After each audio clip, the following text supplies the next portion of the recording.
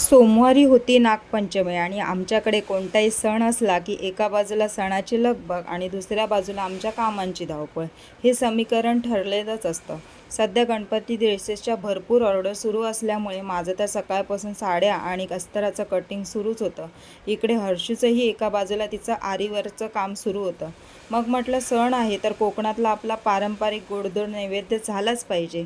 तांदळाचं पीठ मी आधी छान मळून ठेवलं होतं. मग हर्षूने तिचं काम थोडा वेळ बाजूला ठेवलं आणि मला मदत करायला घेतली. बाजारातून आणलेल्या ताज्या हळदीच्या पानांवर तिने पाणी लावून छान पीठ थापून घेतलं.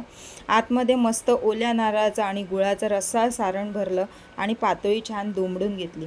हळदीच्या पानांचा तो जो एक खास सुवास असतो ना, तो पूर्ण घरात असं दरवळायला लागला की मन कसं एकदम प्रसन्न होऊन जातं.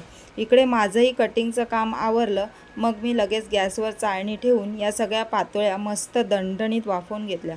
काही वेळातच गरमागरम मऊ लुसलुशीत पातोळ्या तयार झाल्या. पानांमधून ती पातोळी अलगद सोडवून त्यावर मस्त साजूक तूप सोडून खाण्यात जी मजा आहे ना, ती कशातच नाही. दिवसभराचा सगळा थकवा एका क्षणात कुठल्या कुठे पळून गेला. आमचा हा नागपंचमीचा आणि कामाचा छोटासा दिवस तुम्हाला कसा वाटला हे कमेंटमध्ये नक्की सांगा.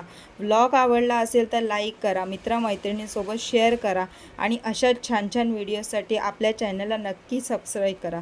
चला तर मग भेटूया पुढच्या व्लॉगमध्ये. बाय.